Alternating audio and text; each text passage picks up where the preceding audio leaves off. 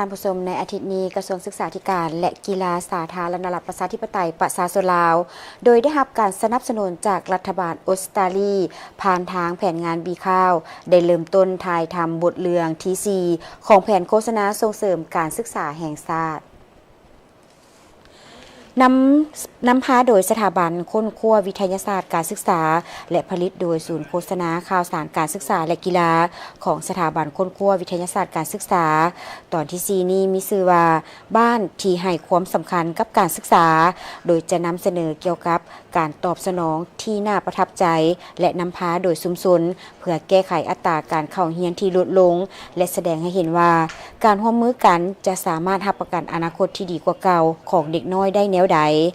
ท่านนางดาราวรกิติพันธ์รองรัฐมนตรีกระทรวงศึกษาธิการและกีฬาสาธารณรัฐประชาธิปไตยประชาชนลาวได้ไปเยี่ยมยามสถานที่ถ่ายทำในมือทำอิฐเพื่อสังเกตการและให้กำลังใจทีมงานถ่ายทำท่านได้ยั่งยืนเกี่ยวกับความสำคัญของแผนโฆษณาส่งเสริมการศึกษาเพื่อปรับเปลี่ยนทัศนคติเกี่ยวกับการศึกษาแผนการโฆษณานี้แม่นเว้าเกี่ยวกับการสร้างวิสัยทัศน์ร่วมกันเมื่อชุมชนเห็นได้คุณค่าแก่การเรียนเด็กน้อยจะได้รับทักษะที่เขาเจ้าต้องการเพื่อสร้างความเจริญรุ่งเรืองและประเทศชาติของพวกเขาก็จะมีความเข้มแข็งขึ้นได้ด้วยการแสดงให้เห็นว่าครูสอนครอบครัวและชุมชนจะสามารถเฮ็ดเวียกร่วมกันได้แนวใด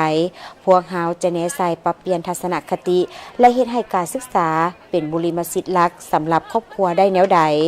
ท่านนางวาเนสตาแฮกกาชีเลขาเอกประจำสถานทูตออสเตรเลียได้ให้ความเห็นว่ารัฐบาลออสเตรเลียมีความภาคภูมิใจหลายที่ได้สนับสนุนแผนการโฆษณาส่งเสริมการศึกษา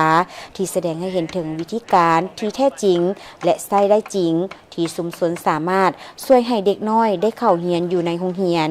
การถ่ายทำได้จัดขึ้นในสถานที่ต่างๆทั้งในหมู่บ้านรวมทั้งโรงเรียนประถมสวนของหมู่บ้านเฮือนของครอบครัวห้านฝือของท้องถิ่นสถานที่ชุมชนของวัดและห้องหมอเมืองการมีส่วนร่วมของท้องถิ่นแม่นเข้มแข็งหลายสมาชิกชุมชนหลายกว่า80คนได้อาสาสมัครเข้าร่วมการแสดงในเรื่องดังกล่าวพร้อมกับนักเรียนและครูอาจารย์อีกเกือบ200คนจากโรงเรียนที่เข้าร่วมการถ่ายทำทีมงานถ่ายทำได้เฮ็ดเวียกอย่างใกล้ชิดกับแผนกศึกษาธิการและกีฬาแขวงห้องการศึกษากีฬาและกีฬาเมืองพร้อมทั้งศูนย์ส่งเสริมการศึกษาเรียน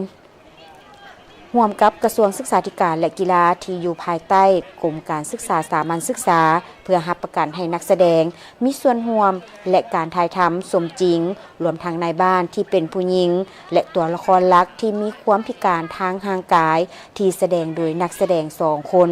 นักเรียนและครูสอน